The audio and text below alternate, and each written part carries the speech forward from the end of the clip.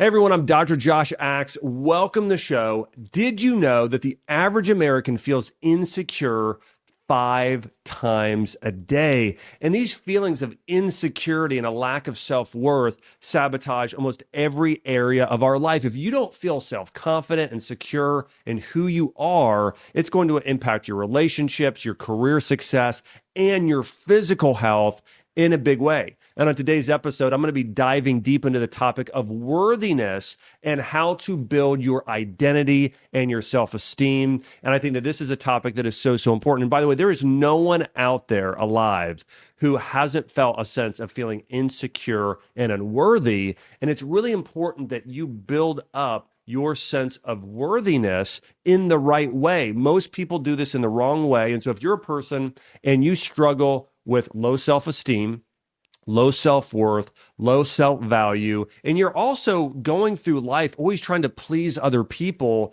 this episode is for you. The reality is we have an identity crisis on our hands in our culture. According to a study in 2023, they found the average American, as I mentioned earlier, feels insecure 5 times a day. And we have a major problem with imposter syndrome. And imposter syndrome, a recent study found the prevalence rate is as high as 60 to 80%, especially in graduate students, college students, nurses, medical students, and other professions. And so if you are feeling like you're an imposter, it does something to your psyche. You're not as effective. And I want to say, by the way, I've had imposter syndrome. I think everybody has imposter syndrome. When I first opened my functional medicine clinic, I think I was 26 years old. And I had a few people say to me, hey, you look a little young to be a doctor. And so I remember, because I was so impacted by it, I grew this big grizzly beard. In fact, the first YouTube video I ever did, if you go back and look at my first one ever, now it should still be on there, it may not, but I had this I had this really thick beard. And then because I thought, well, if I have this beard, people will stop telling me that I'm, I'm 26-year-old, medical, physician and all these sort of things. So all that being said, all of us, no matter who we are, we struggle with this feeling of imposter syndrome. But it's important to recognize that if you're constantly feeling a sense of unworthiness, low self-esteem, that it's going to impact every area of your health. In fact, from a medical standpoint, if you study traditional Chinese medicine or Ayurveda or some of these ancient forms of medicine, if somebody has a sense of low self-worth and value, it actually negatively impacts their digestive system. It impacts their identity, which is foundational for who they are, which then that's actually tied to digestion in Chinese medicine. And if that identity then impacts your purpose, well, now that's going to affect your hormones and your reproductive system, and then that's going to affect your mental health. So if you are struggling with low value and low sense of self-worth, it's actually part of what we call the mind-body connection, where your mindset about something, about your identity, your worth, who you are, is now affecting your physical health of every cell, organ, tissue of your body. And this thing we're talking about, again, this is something everyone deals with. And this is something a famed psychologist dealt with in something known as Maslow's hierarchy of needs. And this is something when I spent time studying and earning my master's at Johns Hopkins University, I really dug into a lot, is looking at this and studying Maslow, one of these, again, famed psychologists. And so here's what he says in terms of us actually, like what we need, right? So something I think all of us need in order to survive and thrive is we need our physiological needs met, right? We need to have food, we need to have water, we need to be breathing air, we need shelter, we need those, we need to be protected physiologically. So that's the most basic of all needs. By the way, this is important to recognize.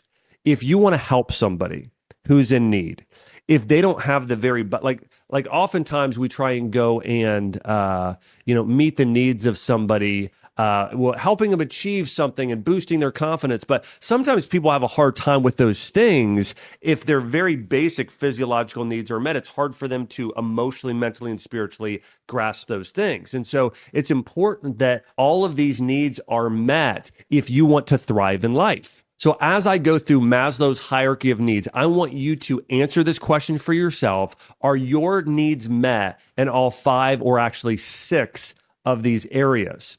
So the first one here, again, is these physiological needs. Okay. Are your needs met with food, clothing, everything else? I'm guessing if you are listening to this show, they are. The next one, though, here is safety and security. Do you feel safe and secure in your health?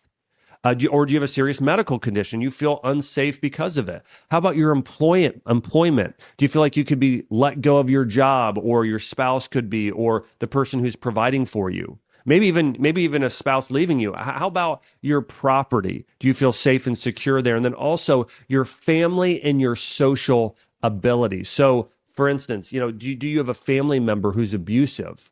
Could be even verbally, socially within your inner circle. If those needs aren't met, that's going to impact you and your thriving and surviving in life and your identity. The next rung here is love and belonging. Okay. Listen, everybody wants to be included. I know that the times when I was a kid growing up, when I felt the worst about myself, when I had the lowest sense of value and the lowest sense of self-worth, was when I was excluded from the group, okay? When I kind of felt like an outcast, okay? And I think all of us at some point in life maybe feel like the outsider. And so what's really connected to that, and so again, if you feel like you're the outsider, you're the outcast, you're kind of, standing outside that group, and you don't feel a sense of belonging to a group of some sort, that really impacts your identity. And this is where friendship is critical, that you feel like you have a close sense of family ties. This is intimacy, both, I think there's a level here of both physical intimacy, but also more of that emotional intimacy is actually even more important here. And just a general sense of connection. This is where actually hormonally, you'll know you're in this. When you look at love and belonging and safety and security, this is where you'll start to see the hormone oxytocin kick in. And oxytocin is released at the very highest levels typically when a mother is nursing a child, right? So that child is feeling safe, secure, loved, like they belong. And so you'll even feel this sort of sense of calmness. And I want to ask you this. Do you feel that for yourself? Do you feel like you have family and friends and a sense of deep connection and intimacy with those people? If not, that's going to impact your sense of worth and your identity. The next step up is your sense of self-esteem. Now, this tends to be the one people most correlate with your own self-worth. And this is really tied to your sense of self-confidence. Okay, you're confident in who you are, your ability to do something. Tends to be oftentimes connected to achievements or accomplishments in life. Maybe you won the trophy at one point, or you got a raise, or you finally got the job you love, and you feel like you're able to use your gifts and talents. But self-esteem. In addition to that, self-esteem tends to come from the respect of others. There are others within our community that have a respect for us, or we feel like they have a respect for us. And the other thing here with self-esteem is the need to feel like you're a unique individual. Okay, so you're not just one of many. That you are a person that is unlike anyone else. Okay, that you have something unique to offer and bring to your family, to your community, to your workplace. So that's really where a lot of self-esteem comes from. And then the top rung here is what's called self-actualization. Now, sometimes people actually divide these into two, but I want to go through this here. Self-actualization is really tied to your sense of morality, creativity, acceptance, experiencing purpose and meaning in your inner potential. So really, this is really tied to purpose. If you are living in a state of this self-actualization, you have a purpose and you feel like you are fulfilling your purpose in life. Now, I know according to studies, only 25% of people feel like they know their purpose. So first off, it's not 25% of people are fulfilling.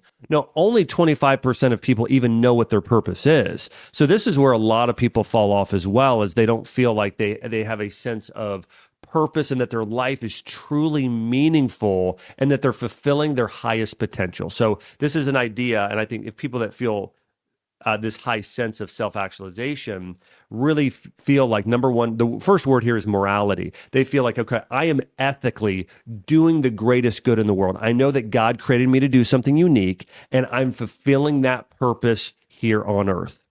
That's how you fulfill that top rung. And by the way, I do want to mention something here. When you see somebody who really hit on all of these needs, you see someone like Jesus come in, right? And when he's speaking to people, he's feeding the 5,000, right? He's meeting a physiological need, okay? In addition, that he's healing the sick. He's actually providing safety and security. He is bringing in those outcasts, the prostitutes, the tax collectors, the people that were said, you're the scum of society, the lepers, people with serious illness and disease. He's bringing them into his inner circle. He's then telling people as well via self-esteem how unique they are, and then self-actualization. He's really connecting them to a greater level of doing good in the world, morality, purpose, basically this level of spiritual awareness. So you see someone like that, Jesus, who fulfills every single one of those rungs. And when you're operating in your highest sense of identity and capacity and worthiness, you will actually then go and model that same thing, and you'll go out in the world and start providing some of these things and helping other people fulfill their own needs. So here's how it works. If you are empty of these things, you're typically going to be a taker, okay? You're typically going to be trying to get a lot of these from other people. But if you're fulfilled in that area, you will tend to then go and give some of that away, especially if you are operating out of a higher level of spiritual morality in that way. And so I want to go through now and go through really the problem. And then I'm going to go through the solutions. I'm going to go through how to start to build your sense of worthiness. And I'll go through a little bit about what science says about it. I'm going to also dive into the spiritual, get into what certain texts like scriptures like the Bible says about it, and how to start to build a stronger sense of self-worth. Because remember, it's so important that you feel a sense of worthiness about yourself. Because if not, you will not be able to pass that worthiness on to others. So think about it like this. You can't give what you don't have. If you don't feel worthy, it's very hard for you to pass on a sense of worthiness to your kids if you're a parent, right? You want your kids to feel worthy. You want them to know that they are meaningful, they're unique, they're called with a purpose, all these things. If you don't feel that yourself, you cannot pass it on to others. Even if you tell them, kids pick up on the spiritual and the emotions that you feel even more than the words you say. So it's important to recognize if you want to be a true world changer and somebody who has a big impact, you've got to meet your needs in this and then pass those on to others. So here's the paradox here right now and the problem with culture. We live in a culture that prizes external worthiness signals. So get this is big.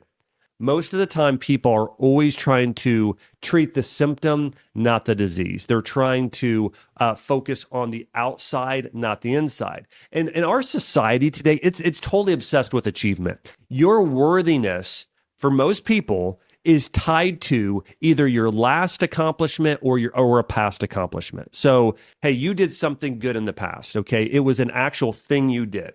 And that makes you feel worthy. And if you messed up recently, well, now you don't feel worthy. This is how most people go through life. It's like a roller coaster. By the way, do you feel that for yourself ever?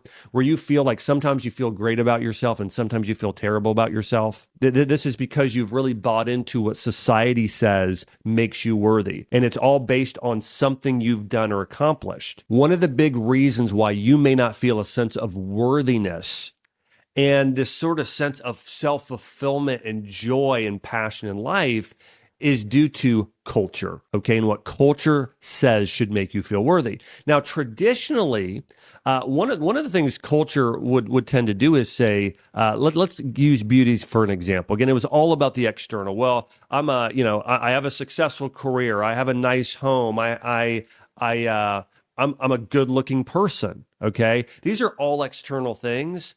And so people tend to accumulate things in order to make themselves feel more worthy oftentimes. And so rather than doing it from the inside, we just accumulate all these external things. I got a nice car. I got a good career. I got maybe I'm an attractive person. So because of those things, that makes me feel worthy.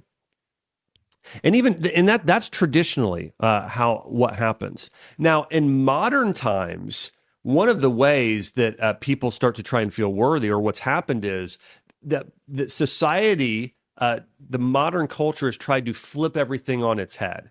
And so, by the way, if you read the book, if you read the Bible, I encourage you to go and look up this verse afterwards. It's Isaiah 5:20. But basically, this verse says, people will say in times that are very evil that they'll start saying that things that are good are actually evil, and they'll say evil is good, and they'll say things like, well, sweet is sour, and sour is sweet, and they'll start saying day is night, and night is day, just things that are crazy. You would never say, like a man is a woman or a woman is a man, right? So look up Isaiah 5:20. That's a good one to read up on this. But this is what modern culture, so remember, traditional culture says they recognize what beauty is, okay?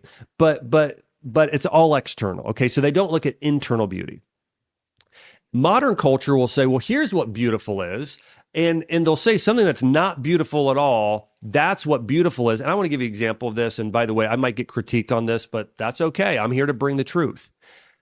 One of the things, as a physician, I have seen this thing in culture where we've had people start to glorify obesity. And by the way, I want to be sensitive to the fact that some people have hormonal issues. Some people genetically have a much harder time with weight. And so I want to be empathetic in that situation. But listen, I've worked with thousands of patients and helping them lose, a lot of them over 100 pounds. And I can tell you statistically, if you are obese or greatly overweight, it negatively impacts every area of your life. Of course, your physical health, dying of a heart attack, diabetes, almost every issue you can think of.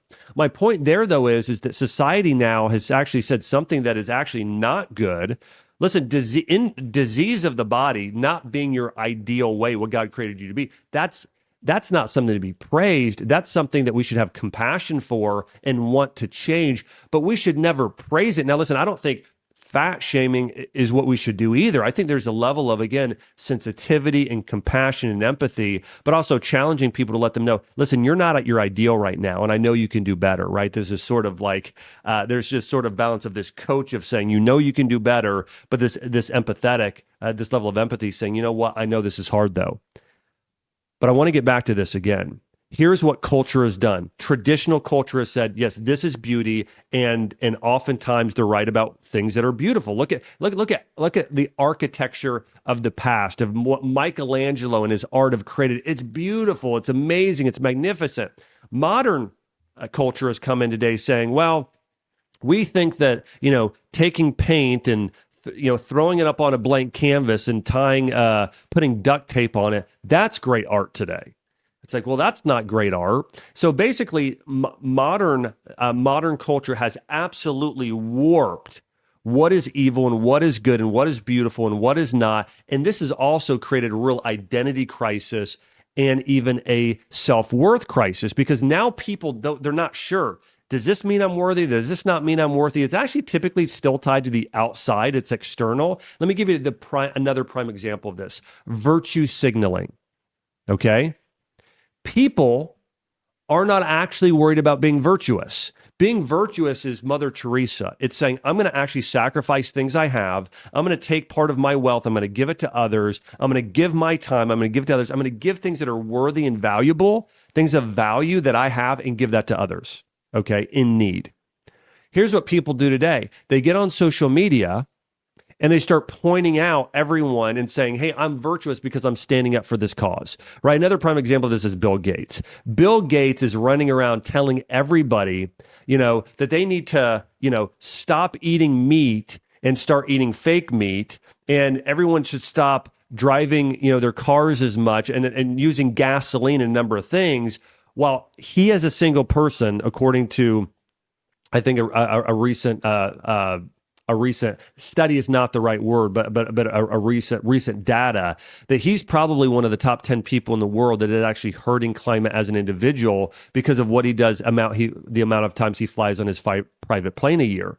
So all that being said, but do you see what that is there? So everybody is doing these things. They're trying to virtue signal, saying I'm virtuous without actually being virtuous. They're doing something external, but their inside is no different. Their inside is still toxic.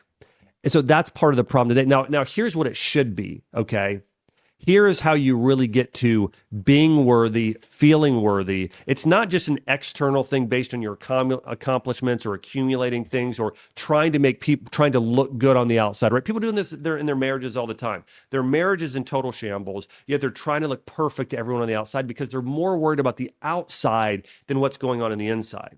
What the divine says when you look at scriptures, and this is the Judeo-Christian scriptures, but also I believe there's an element of this in other religious worldviews, and it's this.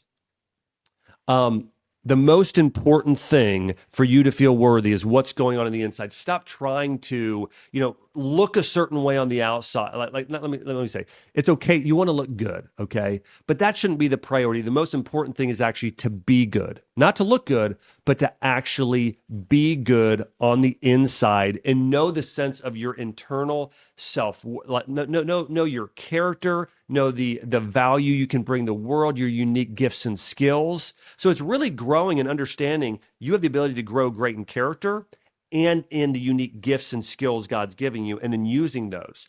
But the divine, basically, by the way, in the book of Timothy, 1 Timothy, Paul says this. He says, listen, physical training, it's of some value, but godliness and character are of greater value both for now and for eternity.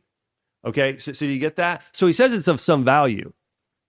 This sort of external things, right? Your physical health, looking good, physical appearance, right? Losing that weight. So you're not, so if somebody is obese, to lose it, he says that's a value.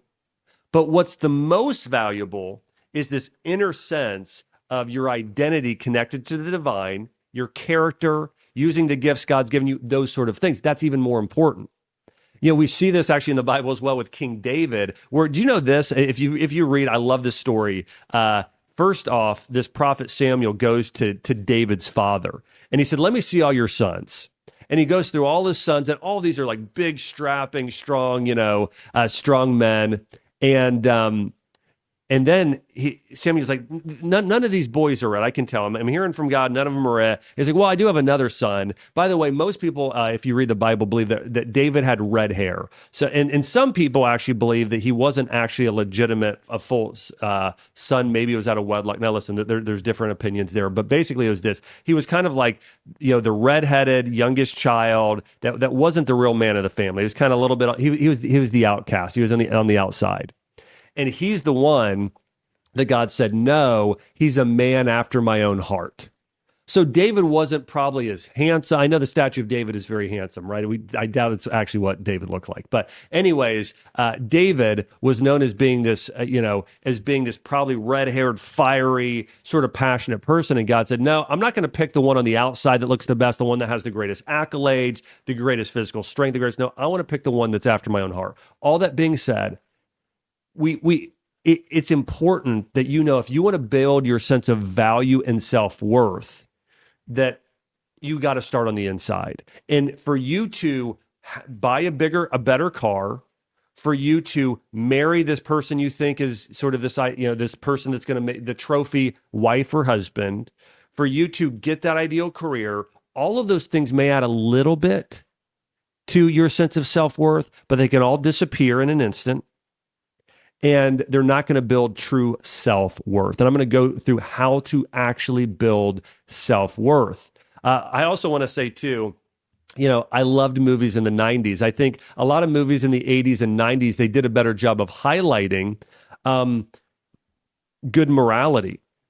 I think about back in the 50s and 60s, they did highlight like real beauty, like more manliness and femininity and those traditional roles. So I think there's some good things that came out of those movies in the 50s. But if you look at the 80s and 90s, a lot of the movies, I'll give you an example of this. This movie's been remade 100 times. It's the same storyline. You have a girl and she's got great character and she's really not beautiful on the inside. Well, actually, sometimes this actually might be the reverse, but I still think these movies are, you'll know what I'm talking about. There's a girl, she wears glasses and she's got braces and she's all, she's not seen as beautiful by most people in school. Okay. It tends to be a high school or something like that. And then this girl gets her braces off, removes her glasses, gets dressed up, shows up to prom like Cinderella, right? And the guy's like, wow. But the guy was falling for her the whole time and actually first fell in love with her inner beauty.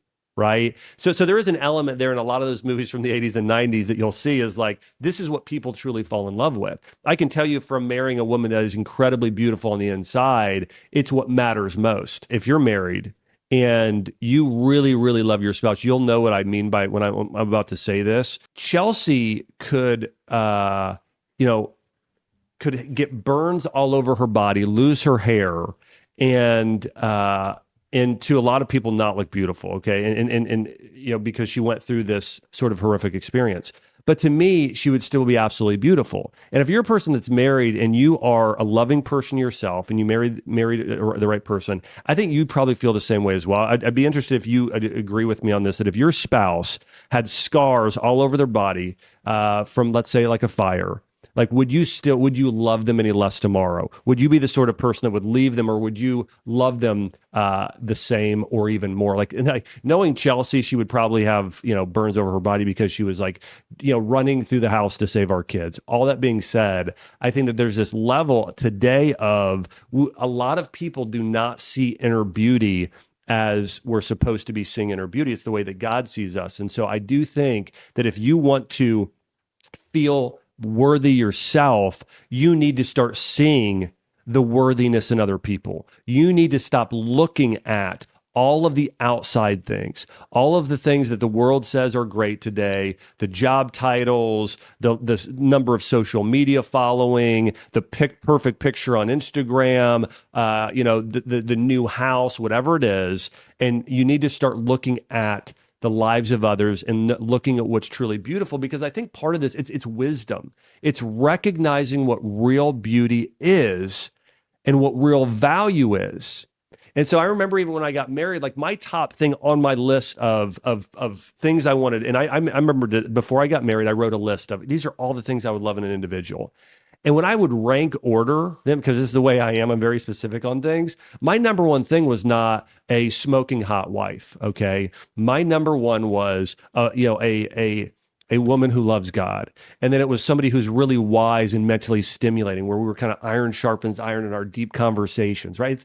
And then I wanted somebody that was physically fit, because we do that together. So, and listen, I think you should be attracted to the person you marry, but I think the most important thing is this inner attraction to the beauty within a person. And today, that's not how most people function. Most people are so shallow due to never going deep in what they read, never going deep spiritually, that everything is external. And so their life is so superficial and it's not meaningful. Having true meaning in your life, there's a real depth to it. And so I think it's so important that if you want to feel worthy yourself, that you recognize what true beauty and true value is in other people, what it is in general. So then you can start recognizing and seeing those things within yourself. Now, I want to go through a study here. There was a 2019 survey of 3,000 Gen Z tweens. The top choice for career path was actually being a YouTuber. Or social media influencer. Okay, so that's what everybody wants to be today. You look at Gen Z, it's YouTuber or social media influencer on a channel like Instagram or TikTok.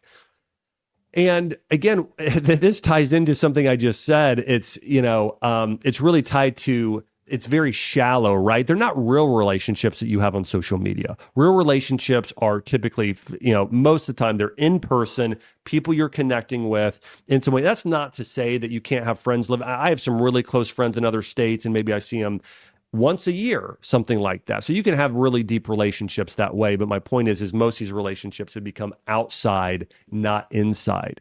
And here's the other thing I think that affects our worthiness today, these feelings of worthy and our self-esteem, is we're constantly scrolling on our phones, going through somebody's highlight reel, which are the best moments of their life. In fact, here's the other thing. It's not only their best moments, they're not real moments, okay? It's where somebody is acting. Everyone's acting. For most of the time when you look at these reels or stories or posts on social media. And here's the thing I do want to mention about social media, by the way. I'm not saying it's all evil. I'm saying it's an amplifier. You can use your social media for good or for evil. If you're following great people that actually build your sense of self-worth, an example of this, somebody I'm going to talk about in a minute, is Jamie Kern Lima. If you're following her, boom, your sense of self-worth is going to go up. I hope if you follow me, it will help. I hope if you follow Mel Robbins, I hope if you follow, people like Ed Milet. There's a lot of people out there, I feel like, that do a good job. There's a lot of really amazing, virtuous people out there putting out great content that can help build, Sadie Robertson, that's another person, build your self-esteem. Tim Tebow, there's another one. So I think if you're following the right people and the right rails, it's going to increase your sense of worthiness. If you're following all the people who are kind of like, holding up their phone and trying to get that perfect spot and the perfect light, and they're going to show kind of their backside and their lips and whatever, you know what, it's going to over time start to deteriorate your sense of self-worth. You become what you fix your eyes on. Okay. You want to fix your eyes on the right thing. And if you're fixing your eyes on the wrong thing, it's going to break you down. If you fix your eyes on the right thing, it's going to start to build you up and start focusing on following those virtuous and wise people. I challenge you to do this. Right after this, if you are on Instagram or TikTok, whatever social media platform you follow, go and follow and subscribe to those people are virtuous, good people. Okay. Go and follow those spiritual accounts, the leadership accounts, the personal growth accounts, those close friends that are virtuous, those people that are actually celebrities that bring the truth, like Jordan Peterson's or Andrew Huberman's or those sort of people. Go follow those people. Go and delete every account that is not that. And they're not all going to come up at once. Delete them as they come. Just say, you know what? This is building me. This is tearing me down. And if you do that, you'll see, actually, even a month from now or so, you'll be like, wow, my mindset is different. I have a greater sense of worthiness because I took action in this area. And again, one question I have for you, and I've asked this a couple of times now, but I want to ask again, do you feel valuable? And part of that is also tied to, do you feel like you matter? Do you feel like you're actually able to contribute? And it's important that if you feel like you lack a sense of self-worth, that you go and begin to work and build that. I want to get to another principle here, and then I'm going to get into some of these things a little bit more. But, here's the reality. People that don't tend to feel worthy, here are some signs that the person doesn't feel worthy. One, they talk about themselves a lot and tell everyone else how worthy they are. That's the biggest sign that somebody feels unworthy, is they talk about themselves a lot and about how worthy they are. Right now, of course, narcissists tend to do this because their self-worth. Narcissists talk about themselves because their self-worth is actually sometimes incredibly high. But for most people, other people, their sense of self-worth is just incredibly low. Okay. And I got a friend like that. I got a couple friends like this. And I don't think they're narcissists, but I know their self-esteem is incredibly low. So they're always just saying, hey, I did this, or just interjecting it constantly. The other one is people that are people pleasing to get validation. This happens constantly. So people that tend to have a lack of self-worth, they're always constantly doing things, saying yes to every last thing. All right. And you might be one of those people, right? So you are constantly saying yes to everything, just trying to please everyone around you. You're a people pleaser. That's a sign that you have lower self-worth. And the third one is isolation, to where you absolutely isolate because you feel like you even being around other people is not good for other people. And you kind of, those people tend to, rather than going to people, which is actually even a little bit healthier than this, if somebody isolates, they have these feelings of loneliness and shame and guilt about actually who they are. And that actually is increased risk of suicide and depression and anxiety and a number of other health issues. But isolating is the other thing. If you see a person that's just absolutely by themselves all the time, it tends to be oftentimes due to a sense of self-worth. Now, by the way, I'm not talking about being introverted here. I'm an introvert. My wife is a mega introvert. And I feel like I have a really good sense of self-worth because of what I have meditated on in the Bible, and because I've surrounded myself with some really encouraging, great people. But isolation is not introversion. Introversion is, well, I like being I need a little bit of alone time, and I also like working in small groups. Okay, I don't like big groups. I like just working one-on-one with others. That's more more being introverted, or people I know, like my family. So isolation is not introversion there. But if you isolate a lot by yourself, and you know part of it is due to you kind of feel like the outsider, the outcast, you don't belong, that's due to a lack of self-worth. And so here are some things here. Low self-worth. People are trying to add value to others because they don't feel worthy, and they're trying to get people to recognize they exist. It's this level of kind of, those people oftentimes will feel a sense of desperation to fit in. You know, I know a guy like this, and he's always trying to get in the inner circle of the most popular people, and because he just comes off very, very desperate. So if you see those people that are really desperate to fit in, that's from a low sense of self-worth. Here's what high self-worth looks like. And by the way, it's important to know what high self-worth looks like so you know what you are going after.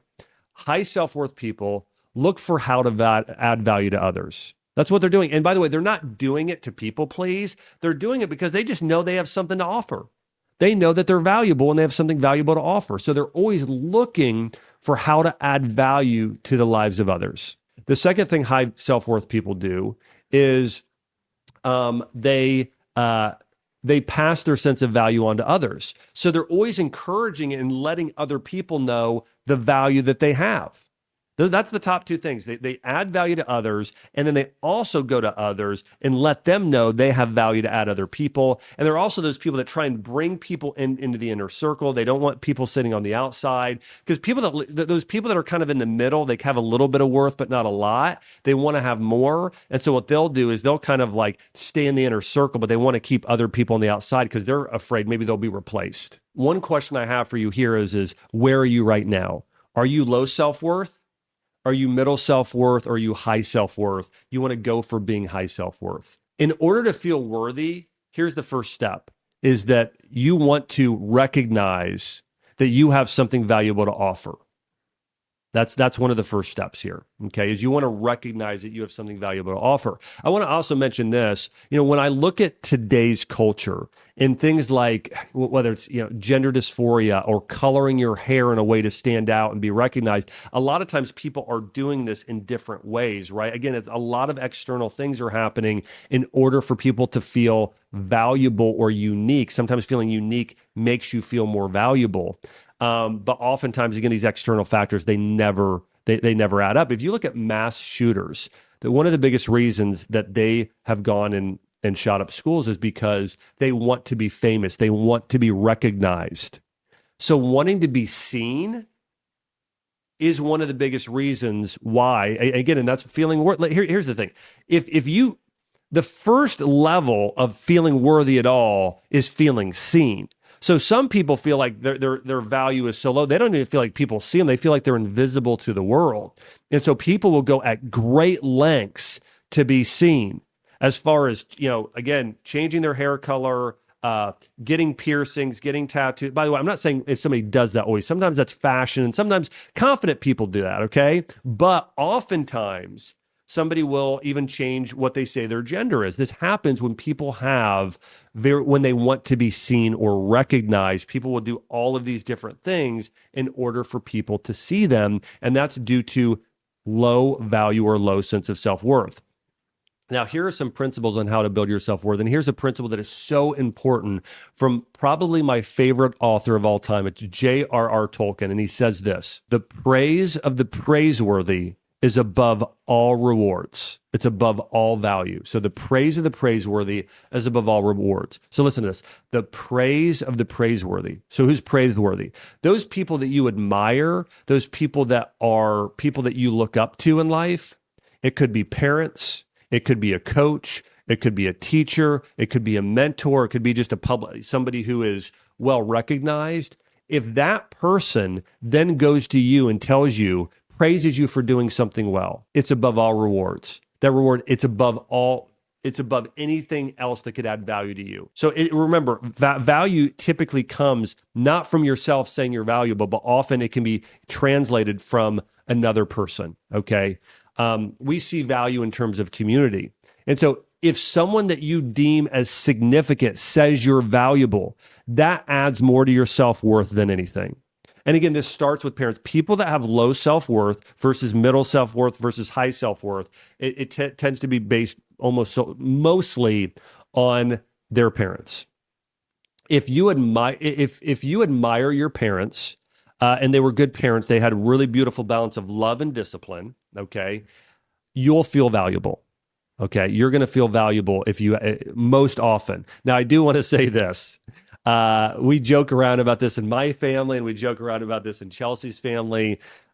Statistically, when you look at psychology, middle children tend to struggle just a little bit more with their feelings of self-worth and self-value. Okay. And so they tend to be a little bit more wild and crazy and doing things because they want to be recognized. Okay.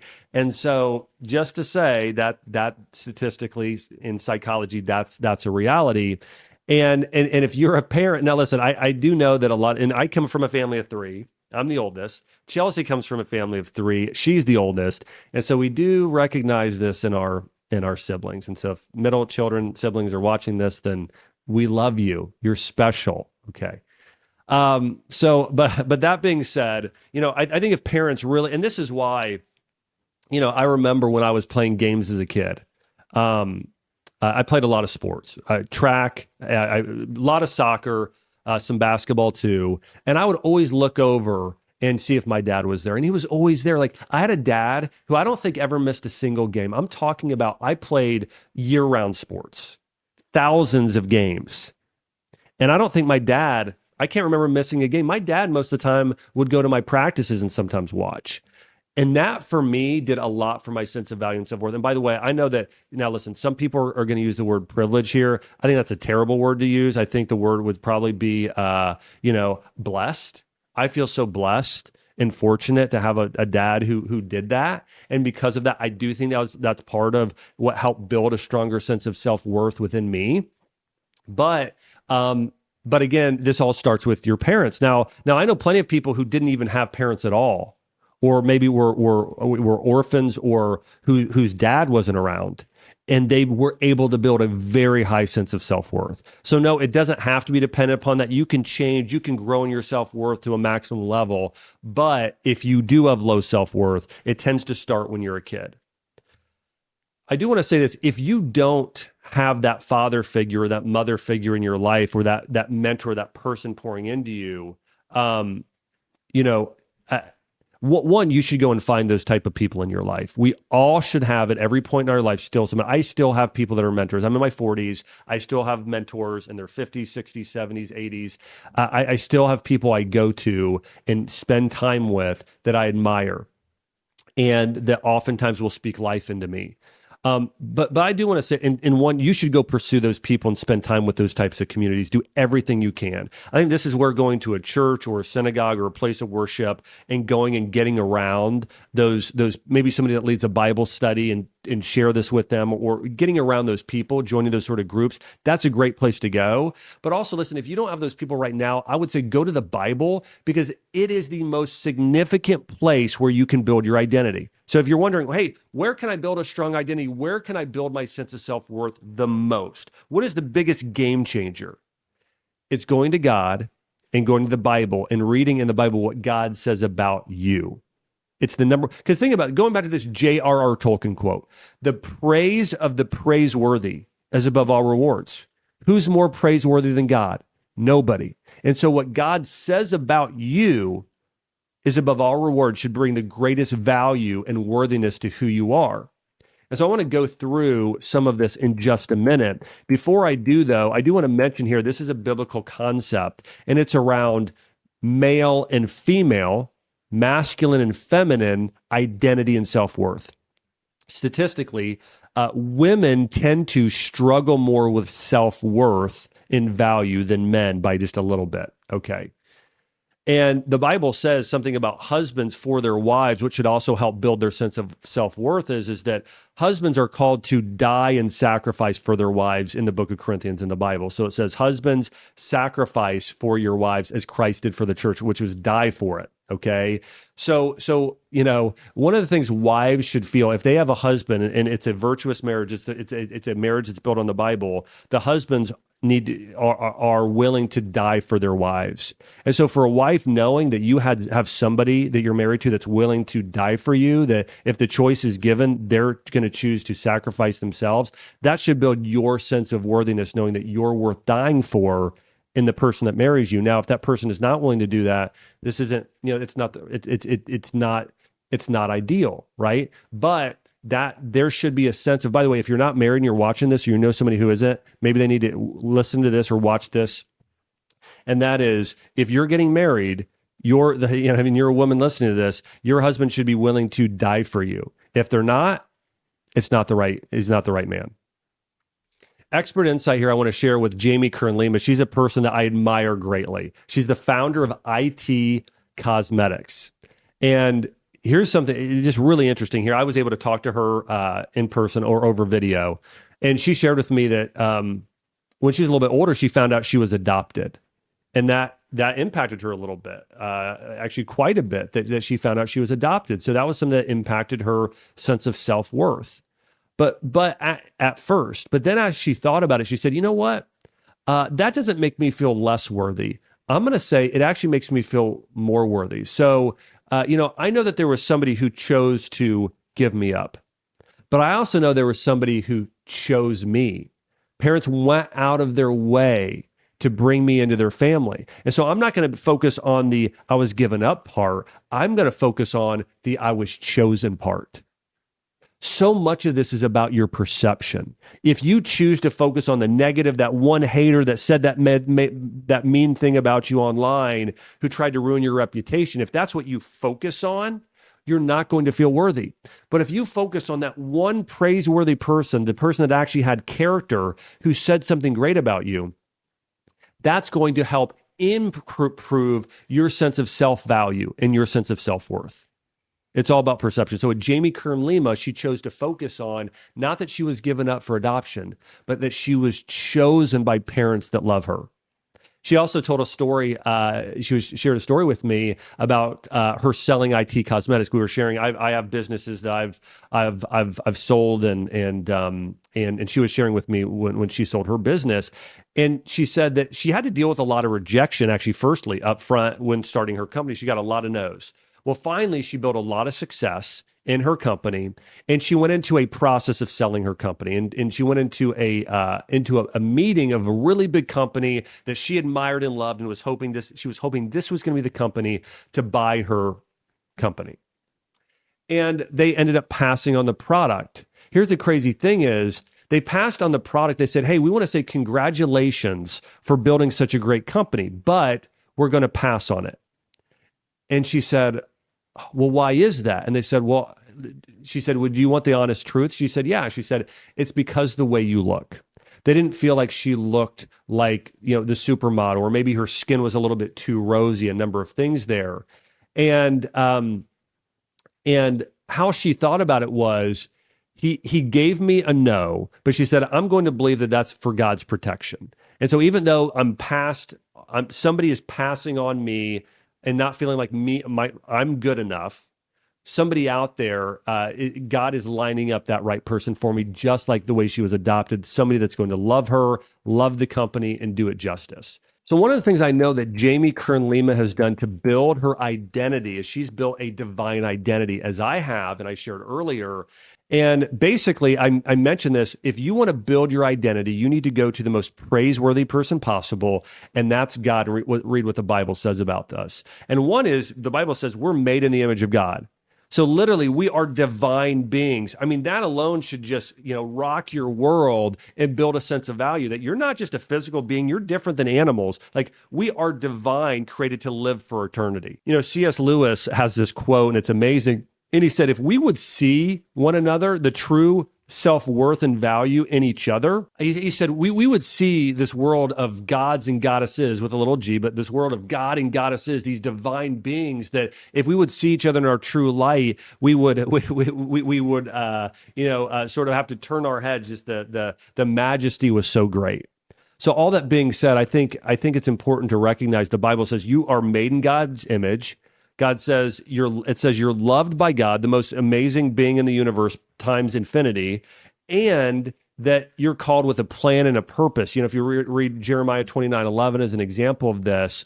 And so I think when you look at your divine identity, it really builds a lot of self-worth. What I would do if you want to do this is I would go and look up what the Bible says about me, or a biblical identity, and do a search online on a search engine, DuckDuckGo or Google or Brave, and go and then write those things down or print those out. What does God say about you? Okay, who you are, your identity, and it really is building. I did this when I was in my 20s because I wanted to build my sense of identity and self-worth. And it was really empowering just looking at it, reading over and over, reading those books that build identity. Now, I do want to say something that happens oftentimes, and I see this across the board, whether somebody is religious or not religious, is we have this pendulum that swings a little too far, okay? And sometimes people believe in a religious community, they believe that I'm a sinner, I'm no good. But there's this thing where they focus on that part of things. I'm a sinner, and man has fallen, and I'm just going to mess up. And they focus on this part. And so then they actually, they feel unworthy. Okay. And then sometimes people, and this is not in the Bible, but it goes, people will say, you're perfect just the way you are. You're not perfect just the way you are. You have the capability to be great. You're made in God's image, and that is amazing in and of itself, but you're not perfect. You have the capacity to be good and be so much more than you are. So to believe that you're perfect, or to even tell your kids that they are actually perfect, is not a good thing to do. In fact, it builds something called a fixed mindset in psychology versus a growth mindset. You need to believe that you're imperfect, but you're made in God's image and you're capable of becoming so much more. You are valuable in doing great things in the world. And so, again, just to say this, your identity should not be you're perfect, because you're not. You shouldn't tell other people they are, but you should show people their potential. And it's great to applaud people for the good things that they've done via character and work ethic and using their God-given skills.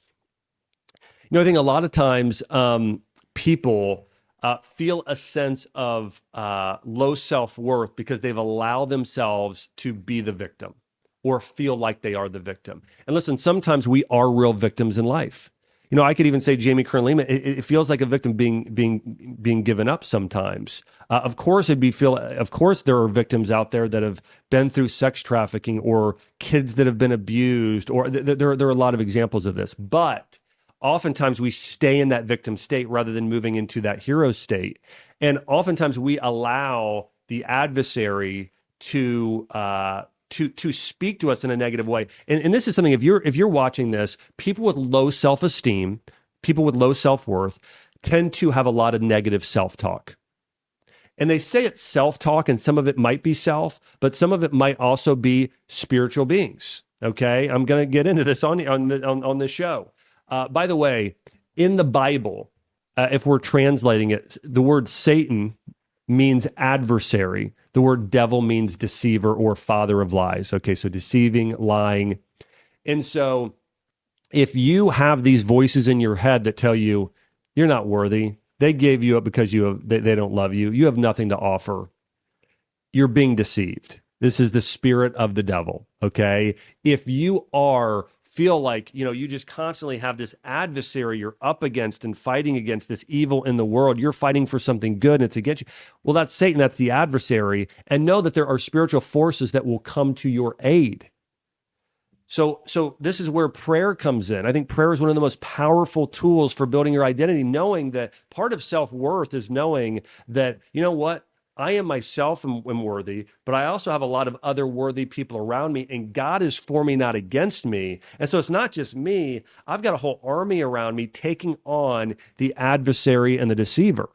And so it's important to recognize the spiritual components of worthiness as well. Our enemy's goal is to strip us of our identity. Think about this.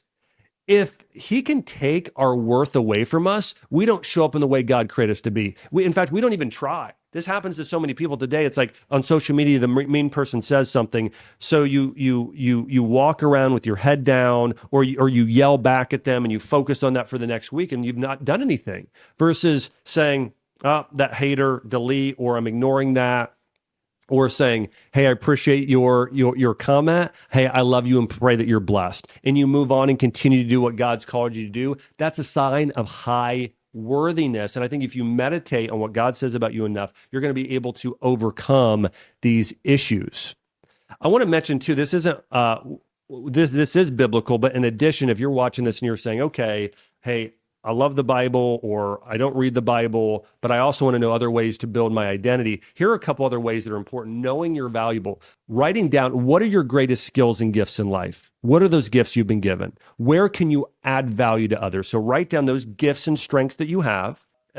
For me, it could feel like, okay, I can be a good encourager. Okay, so I'm going to write that down, that I'm an encouraging person. Okay, I'm going to write down wisdom. I feel like I can really see decisions before another person and help them make a wise decision. I feel like I can discern the truth. I have a spirit of discernment. So it might be different for you. It likely is. But I wrote down, okay, here are some character qualities and some strengths and gifts that I have. Okay, I feel like I'm a good communicator. I'm strategic. So write down your gifts in your character, in your actual strengths, and your skills you have. Write down what those strengths are. And then write down how you can add value to people, non-financially, but also it could be financially, but write down those things. That's a great way to increase your sense of self-worth and identity, knowing you have these gifts and skills and character qualities to add value to other people. I mean, I think about this for myself. Let's say I was a terrible communicator and I didn't know a lot about health and nutrition and I didn't have any of that. But the only thing I had going for me was that I was an encourager of other people. Do you know how many people in the world today struggle with, we talked about earlier already, statistically, low self-esteem, low self-worth. They don't believe in themselves. They have depression, anxiety. And if I would go up to people all day long and just say, hey, you know what? I noticed this about you, and I think that this is really amazing and special. Hey, I noticed that you're an amazing writer. Great job. I read what you wrote, and I was blown away. You got to keep writing. Like most people don't have anyone do that to them. Some people literally go through an entire year without somebody saying something positive to them. So if I only have one single positive quality to me that I'm an encourager, I can change the world. So for you, what is that quality? Or pick encouragement, whatever it is, write it down and boom, take it to the highest level possible. And you will feel more worthy if you take the focus off yourself and you start focusing on adding value to others, knowing the one thing, you have this gift to offer other people. You know, Mother Teresa says this. She said, I might butcher this a little bit, but I think I'm going to get pretty close here. She says, we can do no great things, only small things with great love. And so I think there's an idea there as well, is that, you know, you don't, for you to be worthy, you don't have to move mountains. You just have to love. You could just have to, you just have to encourage. You just have to, pass on a piece of wisdom to somebody. It's just, none of these are having a bigger car or house or these external things we're trying to do to validate ourselves. They're all internal qualities that we pass on to others that will build your sense of worthiness. I also want to mention too, going back to this idea of how the enemy attacks us, these spiritual entities. You know, we talk about we talked about Satan as meaning the word adversary, this adversary that's against you constantly. This enemy, uses people, circumstances, sometimes parents, classmates, bosses to perpetuate its agenda. And, there is when people study, when people work in banks, they actually study money to make sure it's not counterfeit. But here's the thing, they never study counterfeit money. They study real money, the real thing. Because the only way to figure out the lie is to know the truth so well you can recognize the lie. So this is important for you, that you are able to recognize the truth so then you can point out what the lie is. I see this politically. So many people are confused today in politics and medicine. I saw this happen during COVID because I knew the truth of how the body worked and the immune system, and I knew it. I was never deceived, because I knew all of these facts, okay? I knew the reality of what real health is and how it works. But a lot of people were. A lot of people also didn't know how the government operated and people wanting power and the evil within a lot of people. But I knew that. all that being said, going back here to self-worth, is you need to recognize the truth of what God says about you. And if anyone says any different, whether it be a person or a spiritual entity, that you recognize that's a lie. And then you can just focus on what the truth is. And so, ideally, and if you don't know what the truth is, you'll be listening to lies all day. So you want to be able to have those resources like the Bible and people that are wise to recognize what the truth is. And this is true for every area of life, not just your sense of self-worth. If you want to know the truth about the stock market, read everything Warren Buffett says. Don't go and read the hype in the latest, Jim Cramer on whatever network he's on, right? Go and follow that person who has real wise results.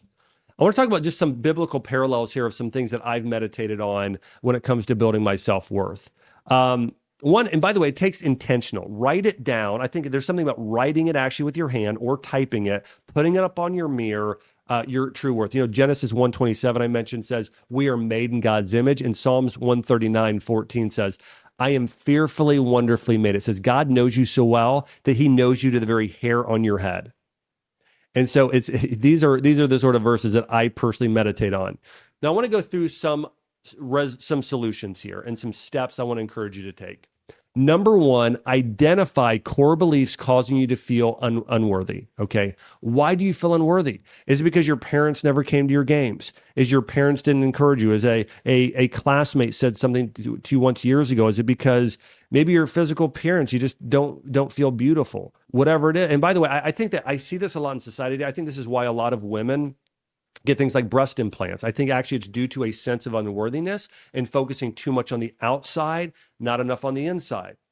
This might be controversial. Somebody might say, but that's my belief, generally speaking, on why that happens sometimes, okay, or the feel of the need to do. I'm not saying it's wrong. I'm just saying I think it is due to a feeling of unworthiness. So going back to this, number one, identify core beliefs causing feelings of unworthiness. Why do you feel unworthy? Is it a physical feature? Is it you feel like you don't lack value in an area? Write that down. That's step number one. Number two, challenge and reframe those limiting beliefs and those lies. Okay. Write down, no, you know what? God made me this way and it's good for this reason. If, for instance, I had a friend of mine in college and he was short, very, very short for shorter for a man. And he was always, we've heard, people would say maybe it's a short man syndrome or something like that. And that can be real with some people. And then some people don't have it at all. But he really had this. And he was always trying to do things to make himself feel taller. But his idea there could be, one thing I know he got into later was CrossFit, became a great CrossFit athlete. And I can tell you, CrossFitters that are really good tend to be closer to 5'6" or 5'8" and not 6'5". And so, for him to re-challenge those beliefs and realize God made me so I can be stronger and better at this sport and all of these things, right? It's so, number two, challenge and reframe those beliefs, those negative beliefs about yourself. Number three, write down your true value, okay? Write down that, what I mentioned earlier. This is your talents, your skills, in ways you can contribute to others, the way that what makes you unique and how that can contribute to others. Like an example of this, Jamie Kern Lima, maybe her core belief was she didn't feel beautiful. And that was tied to maybe somebody told her, many people maybe told her at some point something that she connected with that. Number three, she wrote down she is beautiful on the outside, but she believes she's even more beautiful on the inside. So she knows that. And so now she's going to pass that talent on to others and encouraging others and feeling worthy. Okay. So number four here, make worthiness a daily spiritual practice through prayer. Okay. And so write down those Bible verses, memorize them, say them regularly. That's really going to help build your identity. Number five, take action to develop skills and traits you admire in others. Okay, so if there's something you feel like that a gift you've been given, again, I mentioned encouragement. It could be writing, it could be art, it could be computer work. Take whatever that area you can add value and say, how do I 10x this talent and get better at it so I can contribute to the world even more? Number six, spend time around other people that will help you feel more worthy about yourself. Now, listen, you don't want people that just tell you you're great and it's not sincere. You want to hang around people that both encourage you, but also challenge you to tell you you're here, but you could be here. You could be so much further than you are now. Okay. Hang around people of great character, great virtue. Get around, join a growth group. I've always been a part of growth groups, whether it be entrepreneur groups or church groups or those sort of things, to where I am in that iron sharpens iron or that mentor-mentee relationship constantly. And so that's step number 6 is get around those other virtuous people. Write down who those people are, write down who those groups are, and pursue those groups. By the way, it's not just going to fall in your lap. You want to pursue getting in a group, getting those sort of mentors and people that speak into your life. Here's a few challenges and takeaways. Listen, worthiness is too important to be left to what culture tells you makes you worthy, because it's all external and it will all fade away. Show up as yourself and know that you're unique and your life is meaningful because God has made you really unique. And then choose to listen to the voice of God, not the voice of the deceiver, and know that, again, you are called with a plan and a purpose for your life.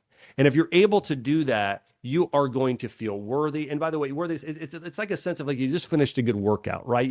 You know that you've done something and it matters in contributing to the lives of others. You are valuable, so therefore you have value to pass on to others and to the world.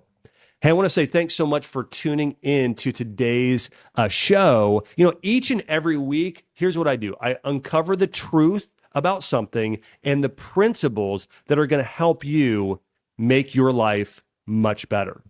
Also, hey, make sure to subscribe to the channel because I have a great interview coming up with Jamie Kern-Lima, where I'm going to be going through her amazing story, her ideas on how to build esteem and worthiness and take your life to the next level. Also, hit the notification bell so you don't miss an episode. And remember, if you like this episode, you're going to love the interview I did with Shawn Johnson E. She's an Olympian. She overcame really some amazing hardships in her life and achieved the impossible. We discuss purpose, passion, developing your unique skills. You can watch that episode right here. Thanks so much for watching.